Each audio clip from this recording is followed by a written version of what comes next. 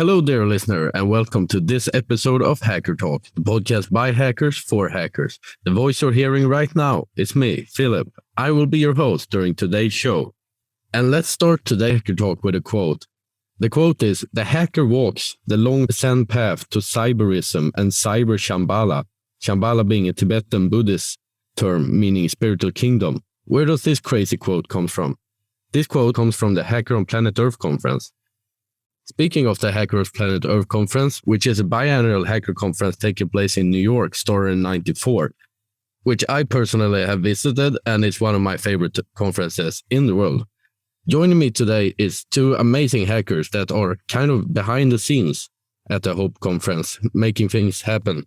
Joining me today is Greg Newby, who is a longtime 2600 contributor. He's a Hope speaker, and he helps the world with literature for Project Gutenberg and does many other amazing things. Also joining me today is Mitch Altman, co-founder of the San Francisco-based Hackerspaces Noisebridge, creator of the hand and goofy tool called TVB Gone.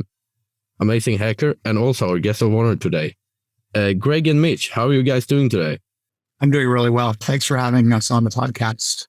I'm doing really well too. Yeah. And thanks. It's nice to be with you. So I'm really interested to hear, before we jump into all things Hope, what led you guys here? Like what sparked the light bulb of wanting to explore technology and hacking and tinkering?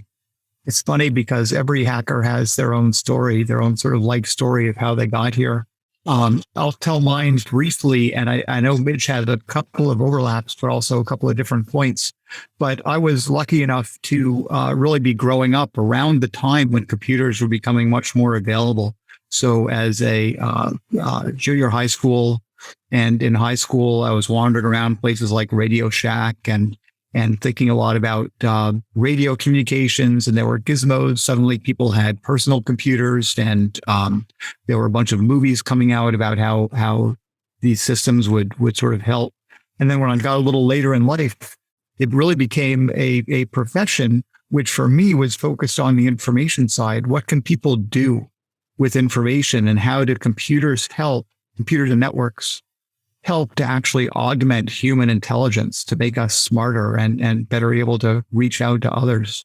And so that had been a long time interest of mine. And by the time I started getting involved with 2600 and Hope, this was in the very late 1990s and early 2000s, I was a professor at university. And there I was teaching all these concepts. I was teaching information security. I was teaching systems and server administrations. I was teaching things like content, web basics. So I was sort of steeped in the culture. And a lot of this to me was more or less lucky timing because, like I said, I was growing up at a time with all these computers and technologies and networks and things around them were becoming popular. And that gave me an opportunity to, I think, reflect a little on some of these technologies. In other words, I had a little perspective, things like privacy and things like the role of information in individuals' lives and what information access can do to empower. So that's a little bit of my story, conceptually. And then, of course, at Hope and 2600, I have an overlapping story, which was that in the year 2000, I attended H2K, which was the year 2000, and stood up to do a little volunteering. And then in 2002, I was back and stood up to do a little more volunteering, mostly at the AV crew, but also some other activities. And then after that, I just got more and more involved so that now, along with Mitch and a small group, I'm one of the, one of the people that sort of helped to keep Hope organized and planned and executing from year to year. And of course, at the conference itself, I'm one of the guys running around trying to help out. And that's been tremendously wonderful, just been really great because people are so appreciative. The Hackers on Planet Earth, the Hope Conference, tends to be a life-changing event for people that attend it, certainly for the first time. It's just like suddenly all these people with common interests and all this content, all this expertise just being shared freely. And it gives you a new revitalized outlook on what we do, not just the technology piece, but just overall the hacker mindset of being curious and open and supportive and teaching and learning and exploring and not seeing boundaries before us as fixed boundaries, but seeing them as opportunities to explore and push and learn about. So that whole mindset through the involvement in Hackers on Planet Earth, to me, not only aligned with where I was before then as, a youngster growing up, as I described earlier, but also where I was going. In other words, I learned a lot and I changed some of my own attitudes and, of course, saw things from a different perspective as a result of being involved in Hope conferences. Yeah. Hope for me was also a total life-changing event, just like you said, Greg. And we do have a lot of overlap. And so much of life is just circumstance and luck and who knows what else. We kind of bumble our way through life, or at least speaking for myself, that's what I do. But we can, with sort of a mindset, we can take what we experience as opportunities, whether the bumbling brings me to something that feels good or not so good. I can learn from it and grow. Like Greg, I grew up as a geek, always taking things apart and eventually learning to put them back together again. And somehow my parents didn't harm me in that process. They kind of encouraged it. And I got really good at electronics in particular and started helping small companies with their problems. And that's the way I made a living for most of my adult life until TV began. And also my mother was a learning disabilities teacher, and she had me come in and teach her students a bunch of simple things, which was super gratifying. These kids had the opportunity to be actually doing things that was actually education. They were learning in school and not just doing stuff to parrot back stuff on tests. And I learned a lot about teaching and learning through those experiences. And I love that much, much more than my experiences in school, which was learning through test taking. And I was good at it, but teaching, I learned so much more. And when I was working with other companies, I learned a lot, and also learned what I didn't like. And what I didn't like was working on projects just for other people's. And so when I was doing my consulting, I realized in pretty quick order that I could choose the projects that I said yes to. And that enabled me to work with a lot of amazingly cool people doing some pretty interesting projects, like working with the people in the mid-1980s that developed virtual reality. And that was totally by accident because we thought we were making a visual programming language. But instead, the input-output devices was what we focused on because that was what turned out to be really cool. And that turned into virtual reality, and we coined the phrase. And after a while of that, I really wanted to work on my own projects. And that's when I took time off of working for other people to explore my own projects. And TV Be Gone was an idea I'd had for quite a while. Since growing up as a little kid, I was really depressed as a little kid, and I just sunk all of my time into watching TV to escape my miserable little kid existence. And TV really, in my view now, just took most of my life away, the first half of my life. And when it started appearing, these TVs started appearing all over in public places, I couldn't escape them. In my apartment, I got rid of them, but in public, what could I do about it? Well, I'm a geek and I have this mindset. I knew I could make a remote control to turn them all off, so I did. And it turned out other people liked it, and that's the way I've been making a living ever since. And TV Be Gone got me invited to give interviews and media presentations and public presentations as an introverted geek. That was challenging for me, but people really appreciated what I had to say, which was really a trip.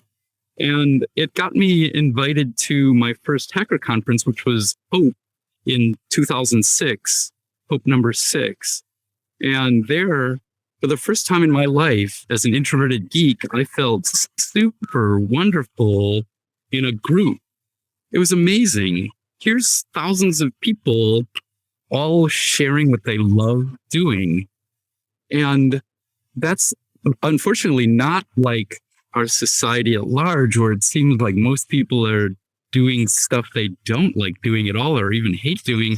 And here's more than 2,000 people doing what they love and wanting to share with me and wanting me to share with them.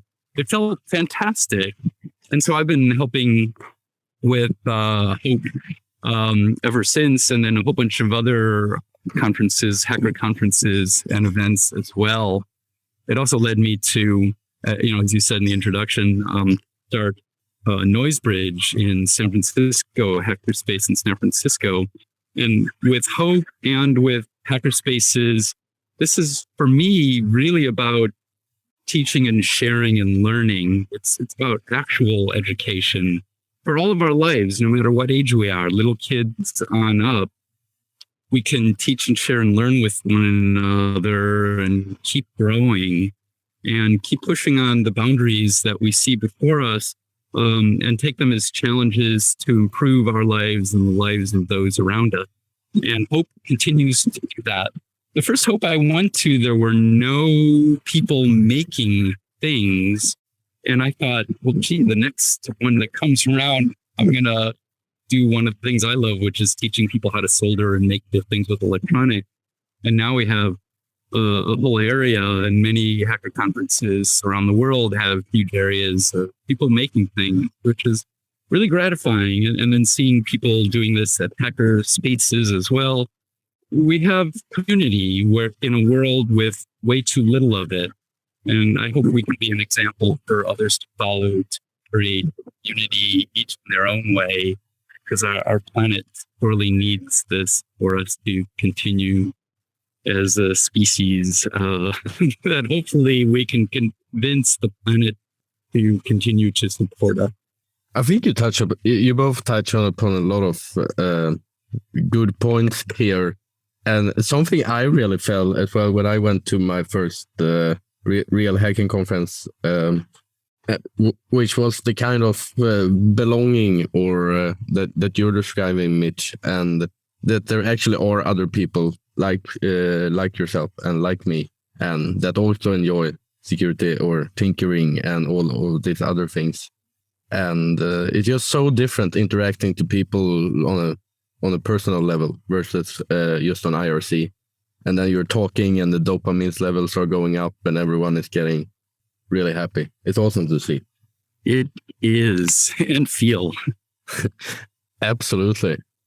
Okay, so for someone that has no idea of what the Hope Conference is, what is Hope? So Hope is an acronym. It stands for Hackers on Planet Earth. It was started in 1994, I believe. And the organization behind it is a magazine called 2600, 2600. So 2600 magazine is a magazine that's been around since the 1980s. And it's maybe not the original first magazine. I think it's safe to say it's the longest running in print hacker magazine that exists.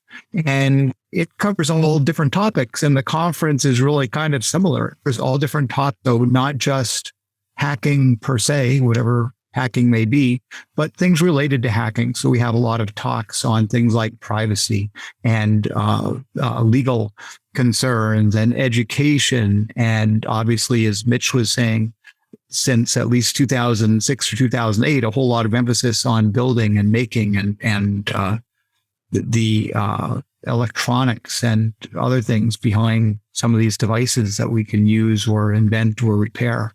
So that's what Hope is. It's a conference that happens about every 2 years, and a conference that tends to attract a couple thousand people.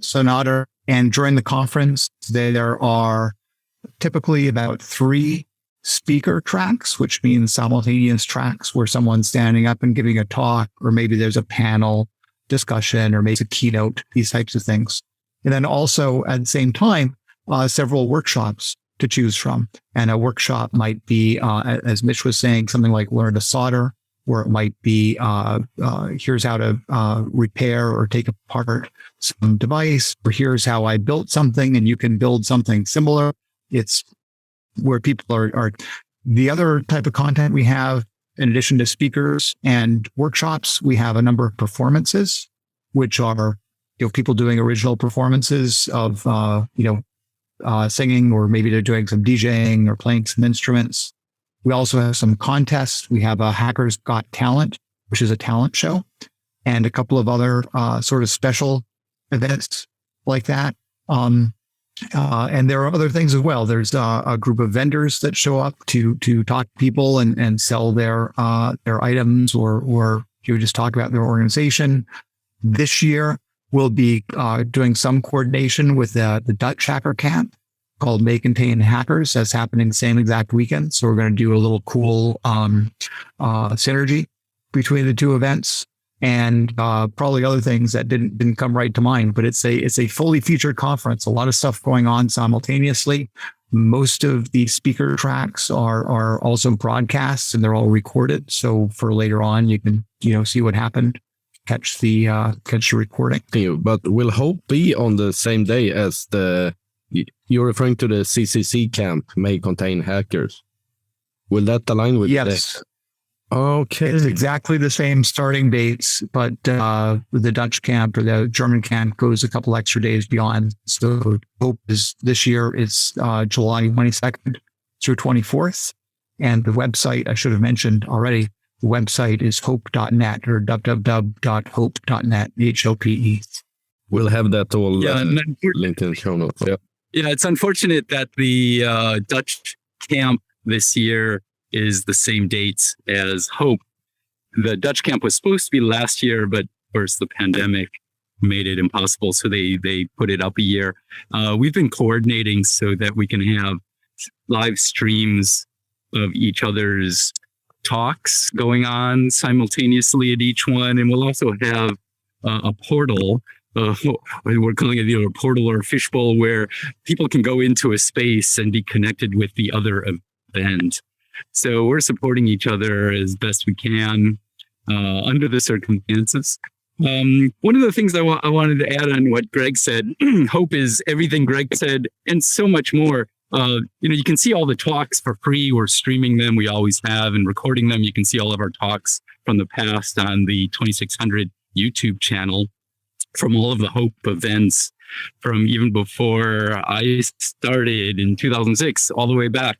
And the thing is with Hope, like many conferences, as what you said, Philippe, as well, being together and hanging out together. And you can do so much more with people together than you can do with just watching the talks, as good as they are online. But one of the things that makes Hope a bit different than many other hacker conferences is it's got a big focus on not just the technology for technology's sake, but we live in a world where tech gets ever more powerful, and its effects on us personally and as a society increase over time. And there's a big focus at Hope about how are those effects for us? How does technology affect us? How does technology affect our society? And these are really important questions. It has such a huge effect, and it seems not enough people are actually thinking about it, let alone exploring it. And these technologies are so powerful, and we're seeing some of the effects of these technologies in the planet's ability to support us and other mammals.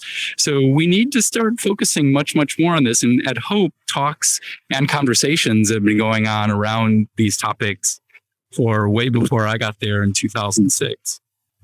Hope, wasn't it the first Hope conference that was held on 2600's 10th anniversary, right? It's about right, yeah. 1994, after publishing starting in 1984. Oh, that's cool. So you guys know all of the good the good workshops and all what's going on. What are some of the hidden gems behind of Hope? Some of the hidden events and some of your hidden some of your guys' favorite hidden gems that are outside the talks? Wow. I mean, it's all good. That's the thing. I think it's a challenge which talk to go to or which workshop to go to, or whether just to hang around and try to have some conversations. To me, when I'm surprised by a talk or surprised by a workshop, it's because it's something I didn't anticipate. And sometimes it's a topic that I think I know something about, but it turns out that there's some really interesting, thoughts that I hadn't had previously. And sometimes it's because there's something I know a lot about, and I realize here's another expert, or here's a real expert that can, help guide me. So I from my point of view, it's all good. I'll mention just one, and maybe Mitch has a couple other ones. But one thing that I thought was really cool is something I'd never heard of, and this is something called Demoscenes. A Demoscene is a tiny, tiny program that expands to be a neat and ongoing audio and video experience. And there's been an expert that's presented, and I think we'll have him back this year, a Demoscene session where he basically sits on stage and for hour after hour, late at night, shows these cool little programs. They're doing things like fractals and sort of video game like interfaces. A lot of these are 8-bit presentations. So going back to the old style video games, and nice music, sort of again going back to those old style video games. So to me, that's one thing I'll just mention that was something I had never heard of before, and then stopped in and just sat there for a couple of hours, mesmerized by by what I would see. And because they're demo scenes, they're things that anyone can produce. They're something that takes some talent to do a good job of, but it's pretty accessible for someone to make their own. Yeah, and the Inverse Phase is going to be doing some of that at Hope in July, this summer, next month even. The demo scenes totally freaked me out. I never heard of that before going to Hope either. And that's done with original hardware from way back when, in like 1980s. And they do so much with this hardware and software. They create their own software on this old hardware to make it do total magic. So one of the things, 2600 magazine is called 2600 because that was an important frequency for the old analog phone systems. And as a little kid, one of the things I played with a lot was the phone system back when it was just one monopoly, and they totally hid everything about it. But there were a whole bunch of people that were curious about it and explored that. And as a little kid and as a teenager, I explored it and found a whole bunch of stuff in the Ma Bell, as we called it, the phone system, Ma Bell, in their dumpster in the area where my parents lived. And I found other people I shared it with. And you just headed in the dumpster and went dumpster diving, or? Yeah. And in the dumpster near where my parents lived, there was a little research area for the Bell system, and they would throw away things after they were done there. And so I found I thought it was such a cool idea. I mean, I'm 65 years old. So I'm old, and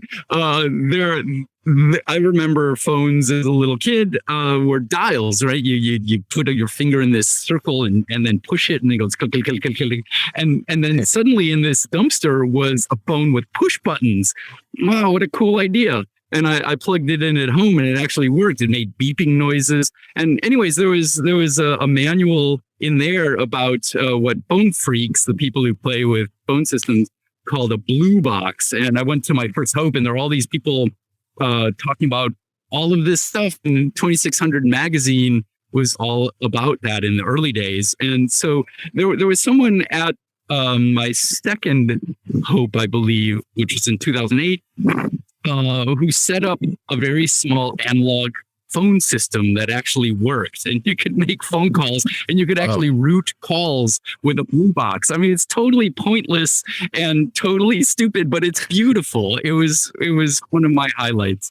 That's amazing. Has kind of the phreaking scene died off a bit, would you guys say? Is it less and less talks about manipulating phone systems now when everything has gone to TCP/IP and everything is VoIP and it's not so interested anymore. Yeah, you know, like, or yeah, there's not much that isn't known about the phone systems when you place a call, but there's been talks at Hope and other conferences about how cellular networks function, and that's pretty interesting stuff too. It gets much more technical though in many ways, but one of the things at Hope that is explored is the security issues around these devices that we all have in our pockets.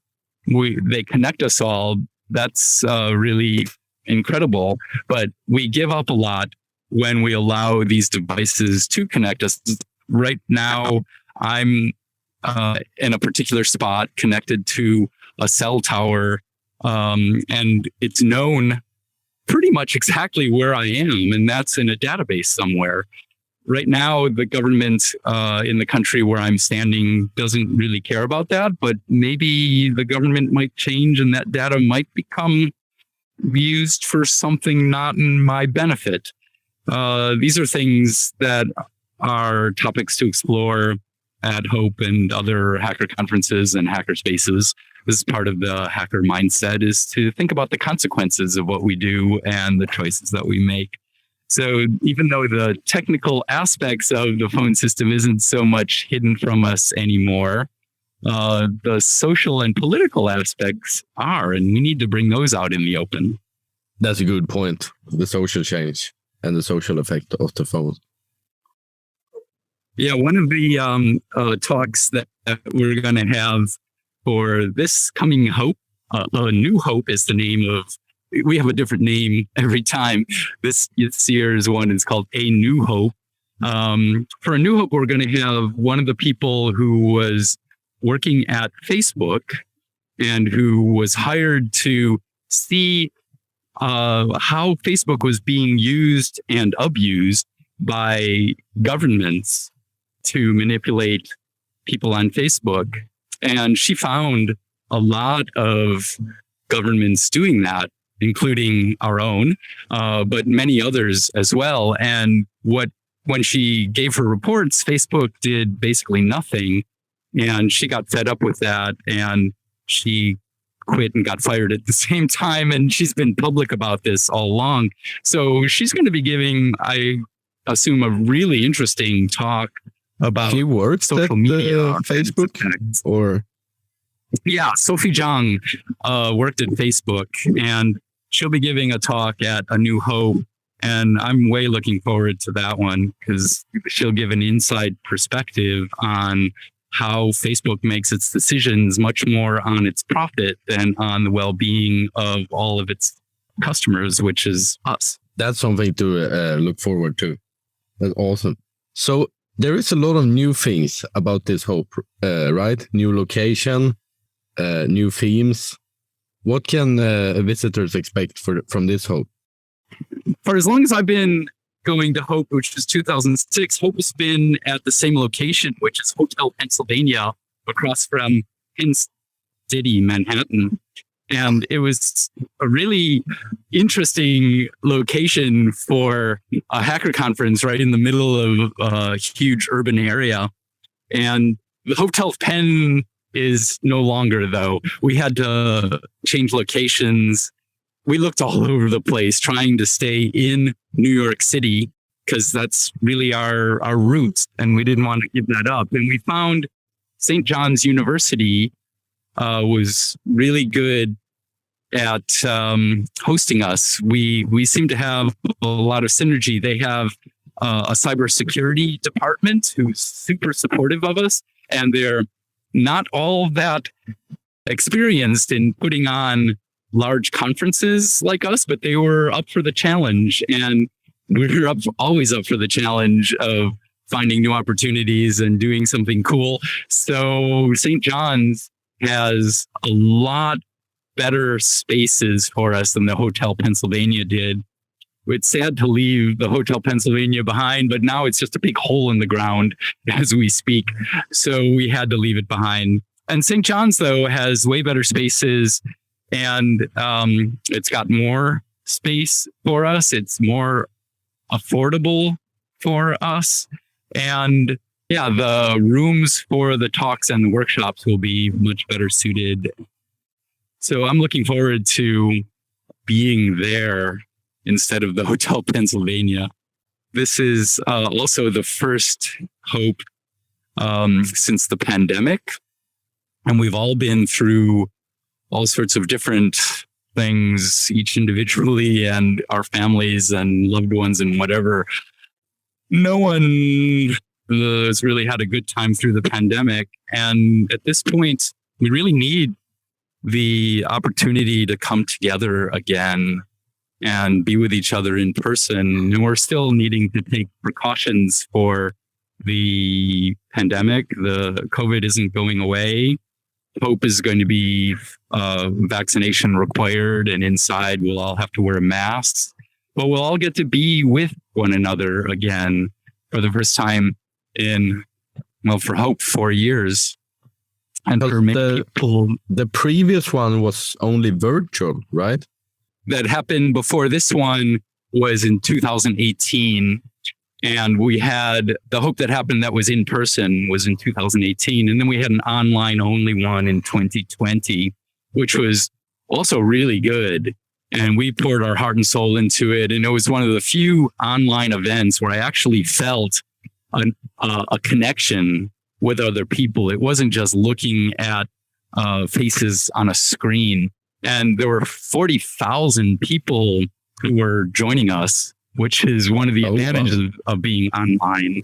40,000 people from all over the world. It was crazy. And thousands of people wrote us emails saying that they were so grateful to have this experience of feeling connected with other people again for the first time in the pandemic. So that was in 2020. There's advantages to online, but wow, I'm so glad we're doing an in-person conference. I'm so looking forward to being with 2,000 of my closest friends at A New Hope. Yeah, I'm really hoping that everything starts turning back to normal with the entire pandemic and everything around that, so to say. How has Hope evolved during the years? Is it only getting bigger or bigger, or is it staying the same size, or how has it evolved? Well, as far as size go, it's pretty much the same. When that was determined by the Hotel Pennsylvania, mostly, I think. So it could only fit about 2,300 people. Otherwise, it was just way too crowded. So we limited the sales so that we would have a total of 2,300 people, including speakers and staff and volunteers and all that. So, but yeah, as technology changes and as the hacker scene grows, the things that people with this mindset are into become more and more diverse. From looking at all the old recordings from Hope conferences and other hacker conferences, it was all about what people were doing on their computers and doing what they were doing online and in networking. And then it became more and more about security. And by the time I came into the scene in 2006, it was already pretty diverse. It had become international. The Germans, you mentioned CCC, the Chaos Computer Club. They opened things up tremendously and then became into pushing all of this in an international way, and then getting Americans, North Americans, and South Americans involved. And by now, it's very diverse. It's not just about electronics.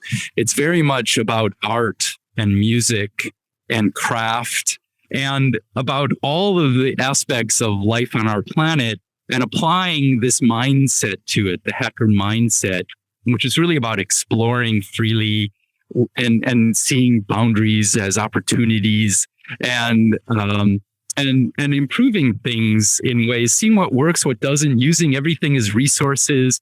And it doesn't have to, those resources don't have to be used the way they were intended by whoever put them there. If they were put there by people, they can be used for whatever we like, and see what works, what doesn't, share that with others. And it's amazing. And then the whole open source free Libra software movement has gotten very much bigger with many more aspects.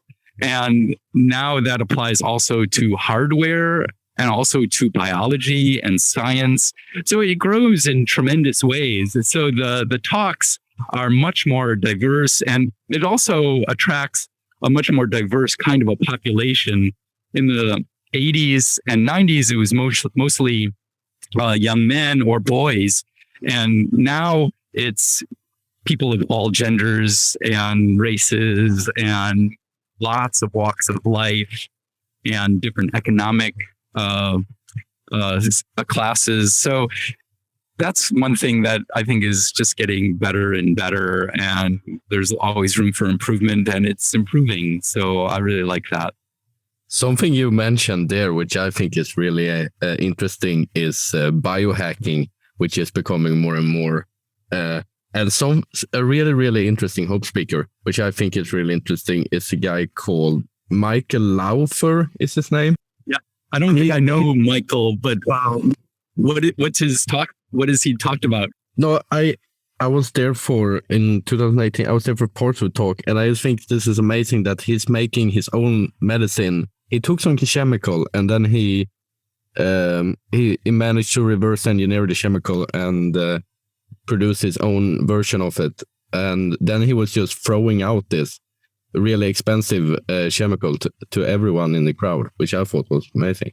Hopefully it was also safe. yeah, it was safe. So it's not like he's throwing out something like ecstasy pills or something. But yeah. In the last many years, there's a lot of hackerspaces and a lot of hackerspaces that have biohacking as part of them.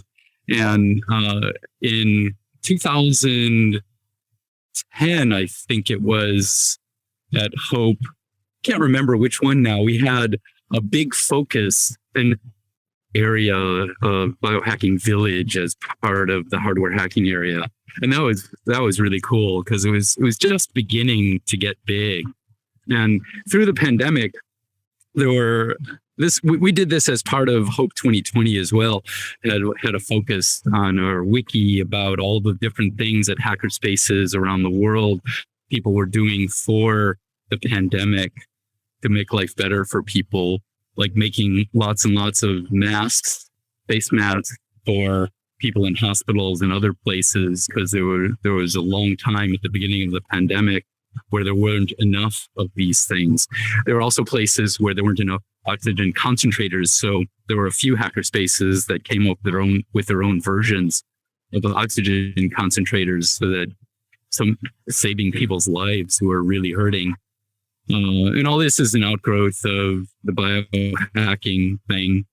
We really need a lot more of this, because otherwise it's all under the control of large pharmaceutical corporations, and they're well suited for doing all sorts of things, but their primary motivation is profit.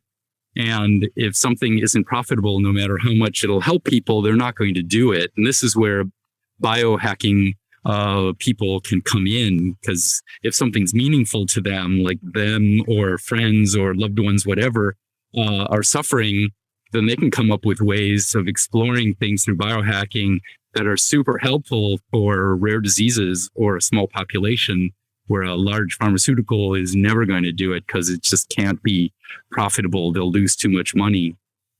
So yeah, lots of cool stuff's happening in the biohacking world, including art, which is really cool, and also music. Yeah, that's really cool that people are actually able to biohack and engineer expensive medicines that they're not able to get otherwise, or they are, but it's very costful. Greg, how do you think, Mitch talked about this, but how do you think Hope has evolved during the years? I apologize. I had to step away for a few moments. My wife has been on an adventure race called Expedition Canada for 6 days, and she just got back last night and slept through the night. So I hadn't had a chance to talk to her for over a week. So one event. So yeah, and actually Hope Hackers on Planet Earth is also an endurance event, because you want to stay up all the time. You don't want to miss anything. You want to have every conversation. And that's been a constant, I think, in my mind of Hope, is just 24 hours over 3 days, all through the overnights of just really cool stuff. I think Mitch gave a nice summary. I was listening a little bit to the evolution. And I think really, if you reach back, if you can think back all the way to the early, late 1990s and early 2000s, at that time, the internet wasn't that prevalent. You would have a lot of people with laptops or computers, but not that many people were bringing a laptop to Hope. And of course, that was before we had things like smartphones. So now we end up with sort of de facto hybrid events where people are sitting in the audience, but they're simultaneously able to look stuff up or take notes or take digital photographs. Speakers are putting their slides up. We're streaming live. So all of this, I think, makes the conference somewhat more interactive. And also it means that the experience, people that are there, they are, not just sitting and receiving stuff, like watching a movie, just being a recipient, but they're also able to interact with the content. And of course, they can interact with the speakers themselves afterwards. And that's been a constant opportunity at Hope. So I think that's been sort of an evolution, not so much in the topics, but just in the way that people interact with events. And of course, in 2020, when we did everything virtual, that was sort of the ultimate, right? And that was, all virtual all the time. And that meant that, among other things, we had this chat system, this matrix chat system, where people could interact live with the speakers, while the talk is going on, and also ask questions, and the MCs would reactions to the speakers and these types of things. So this is something that I think is using the technology to make for a more interactive, multi-directional experience rather than just a broadcast model. So I wanted to point that out as one of the main evolutions. And I think otherwise it's sort of content evolution. Yeah, you highlighted it earlier. I mean, we're not seeing too many people worried about getting free phone calls, because if you have a mobile phone, then you're paying for the mobile phone service, but you're probably not paying on a per call basis. So there's not that motivation, to try to get the free phone calls. But we do have a lot of people that are exploring the technologies and the privacy aspects and the regulatory aspects and related for telephones and internet and so forth. And just like you were talking about it, I really am very excited about the biohacking piece. This is an area where you're potentially making it very inexpensive to make some common drugs like insulin that are otherwise rather expensive to get from the pharmaceutical industry.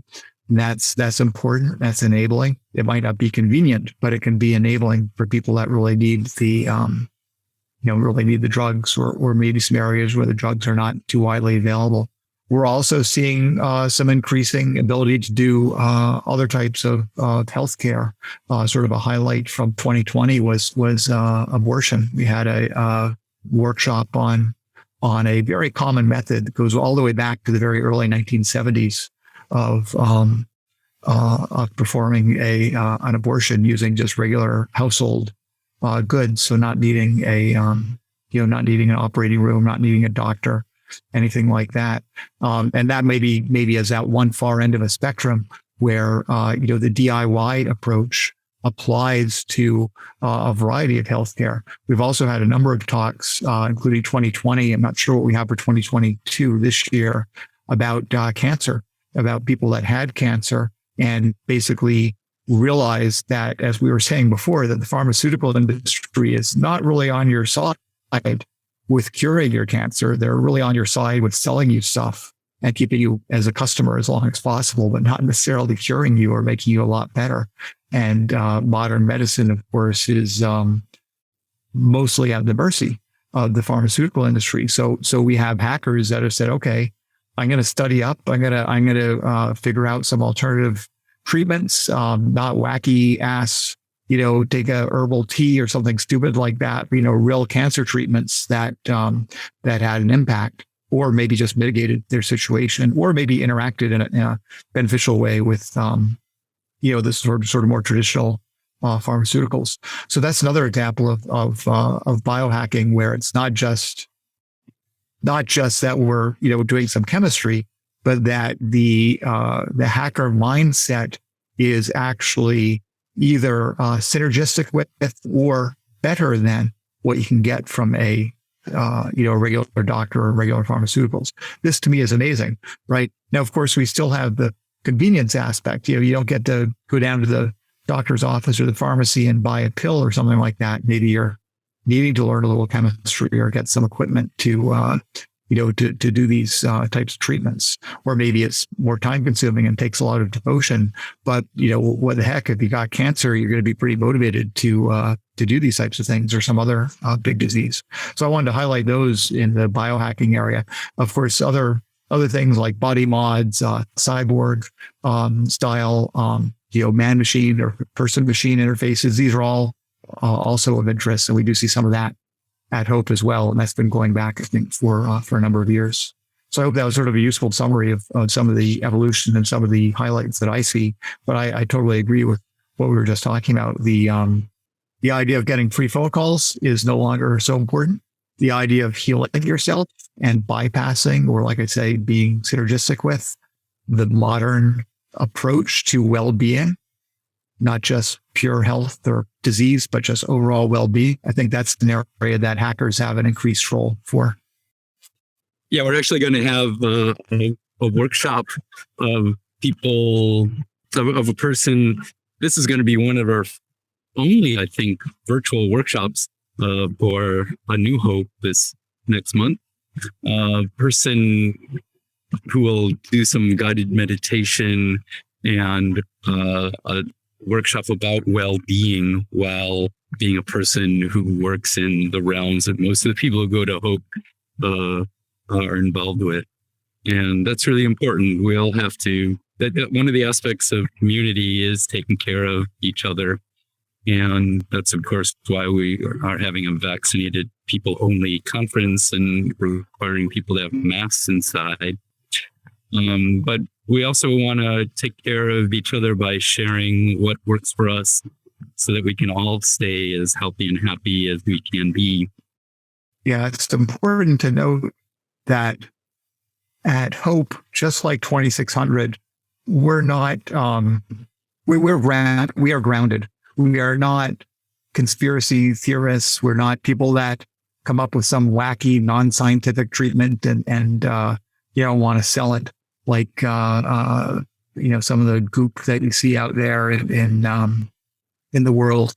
We very much want to be evidence-based, scientifically grounded, but also at the same time, open to experimentation, open to failure of experimentation, and certainly open to whatever creativity people want to bring in and addressing, real world scenarios and issues. That's a very good summary, I think. So I have a question. So if someone has an idea for a Hope Talk, what's the way to submit that and actually make that into a real Hope Talk? Well, the deadline for 2022 has passed. The schedule is being put together. So people listening to this podcast won't have the opportunity to be part of the speaker lineup or the workshop lineup or performance or anything. However, we also have a neat feature of the Hope Conference that we call the fourth track, or the unscheduled track. And so people can show up and sign up to give a talk. Space allowed, this does tend to fill in, but on site we have signups for a room where people can do a presentation that will be to the local attendees. This won't be streamed or recorded, but it is a way of reaching out to people that are at Hope. Of course, in the future, we hope to do this again in a couple of years, and keep an eye out at www.hope.net. You can also subscribe to an email list, the Announce email list, and that's a good way of knowing about future events when there will be a deadline. Yeah, and Hope is much easier to make a submission for a talk or a workshop or a performance or whatever you can dream up.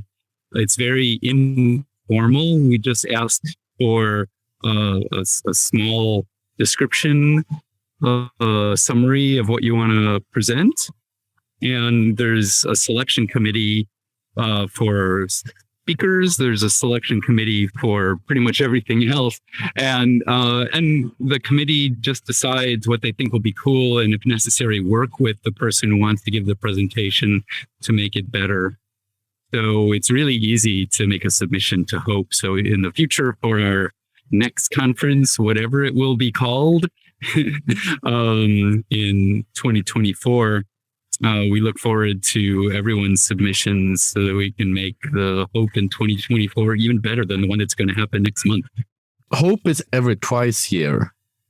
Why is it biannual? Hackers on Planet Earth is entirely volunteer driven. Even though 2600 Magazine is a sponsor and it's a commercial magazine, all the people involved are volunteers. And what this means is we have other things to do in our lives. It's also a relatively inexpensive conference, $200 for the weekend, for the ticket, and then people have to get their own hotel and travel and stuff like that. So we don't do it every year, mostly because we don't have quite enough energy, quite enough critical mass to pull it off every year with the volunteer staffing. This could change in the future. I think at this point it's mostly habit that we do it every 2 years. But like I said, partially that's motivated by the need to have volunteer staff to make everything happen. And our volunteer staff is very small. There's only like 12 of us that put this event on. And then as the event gets closer, we get hundreds of volunteers during the event. And we have something like 30 to 50 volunteers helping as the event gets closer. But it's a lot of work for us. And like Greg said, this is just something we do out of love. We don't get paid, and we have to do many other things in our lives. So once every 2 years is the perfect frequency to make Hope really wonderful every 2 years. For people that want to like fork the Hope conference and make their own conference or their own meetup or their own hackerspace, what like administrative tasks or what logistical tips do you guys have that you learned from doing the Hope conference? Oh, it's endless. I mean, this has been, I think Mitch and I and some of the other volunteers have also seen this. It's a learning experience for all of us. And I think over years, all of us have increased our skill set and sort of expanded in what we understand and what we can do. So just to give a short list, one thing is project management. Another thing is audio video, like, the various machinery of lighting and sound and projection. Another is MCing, being a master of ceremonies and interacting with speakers. Another is supporting the various workshops, performances. So people need to help people to get on stage, help people get off stage, answer their questions before and during the event, deal with any issues that come up. We have a significant effort around networking. We've, in the past at Hotel Pennsylvania, we brought in our own 10 gigabit network to the hotel and ran it end to end within the hotel, including the public facing IP space and everything end to end.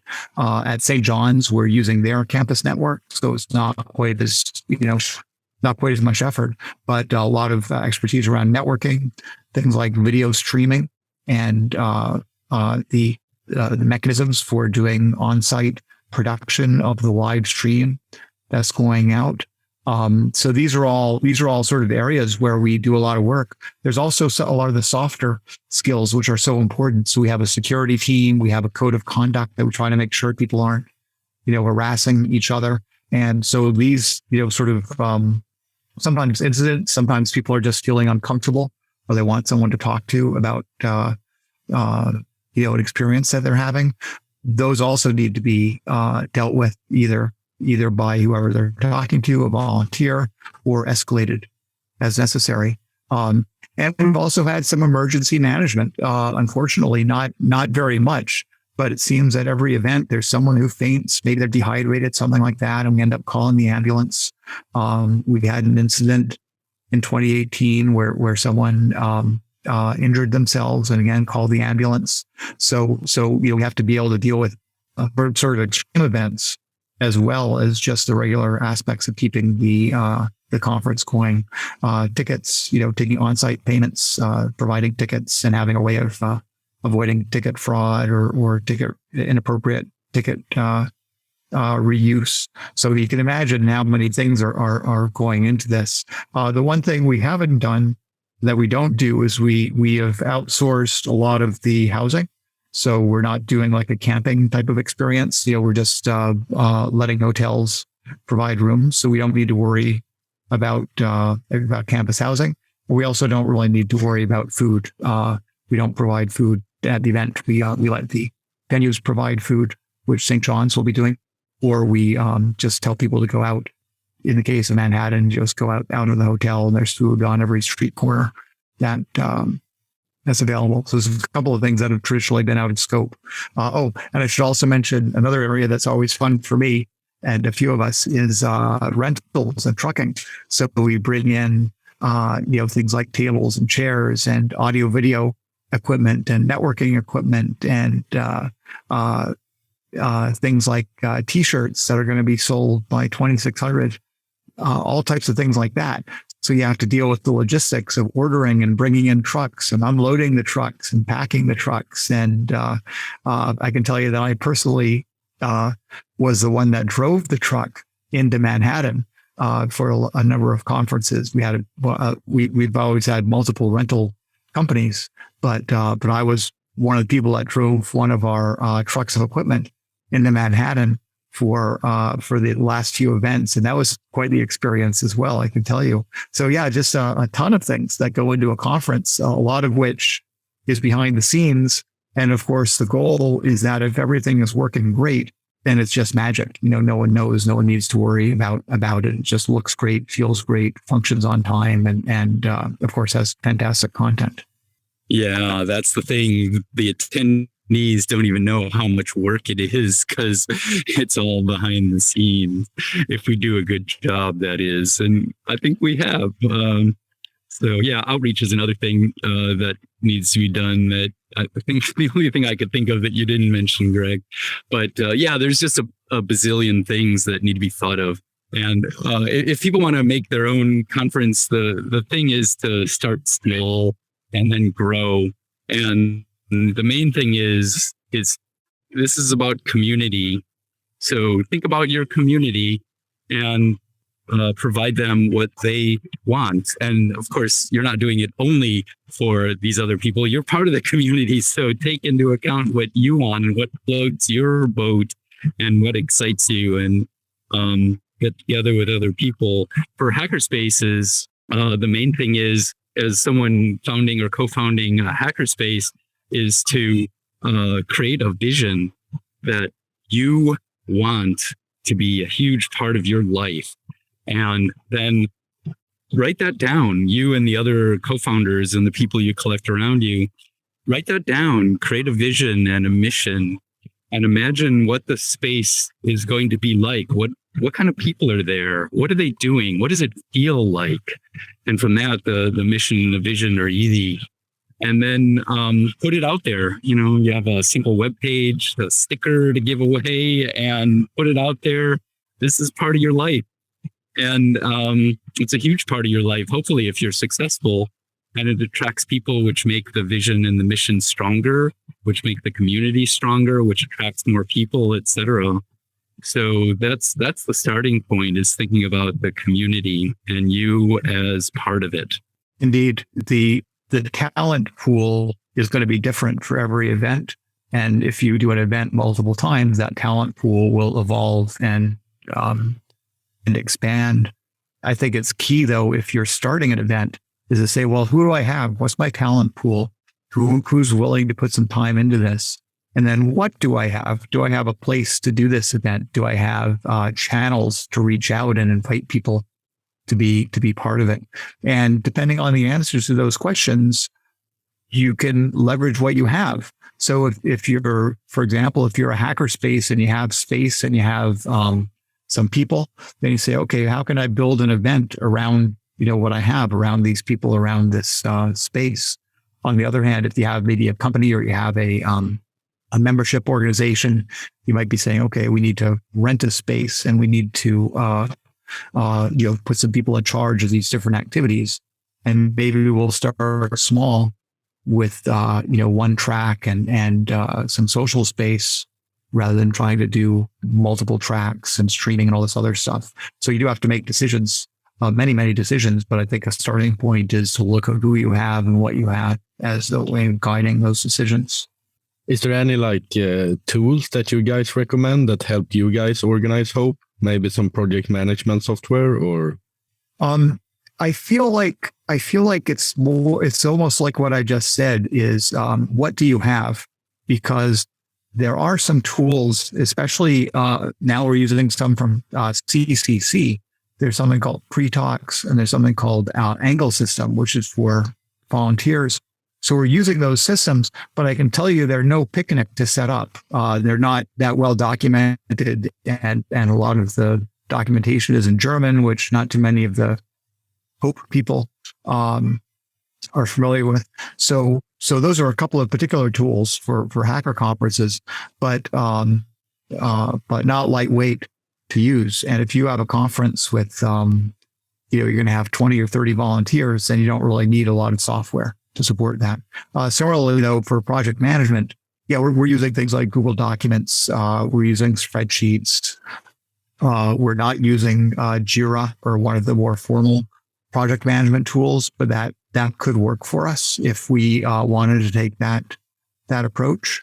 We're also using traditional teleconferencing, Zoom and that sort of thing for conference planning. And again, you can imagine a more sophisticated approach to the to the conference planning. Our website is it's using Pre-Talks, which is a CCC software for scheduling, among other things, and it also uses a package that basically turns Markdown into styled HTML and CSS. So our website is obviously a key technology, but again, that's pretty generic. It's like, if you're already using something for that, some content management system, whatever it is, then, start with that and that'll probably work fine for your purposes. So I say I don't have particular recommendations in that area, but we do use a lot of different tools, and mostly those are just based on what do we have access to and what is a tool that our volunteers have some expertise in using. Awesome. That's great. I think I've gone over all of my questions. Is there anything that I've forgotten to ask about the Hope Conference that you guys want to highlight? Just one quick thing. I wanted to mention this before. Tickets are still available, www.hope.net. There are virtual tickets as well as in-person tickets. So if people want to just be a part of it from afar, that's allowed. That's supported. And also volunteers. So if you go to the website, the hope.net website, there's a tab about volunteers. So if people are interested in volunteering, that would be great.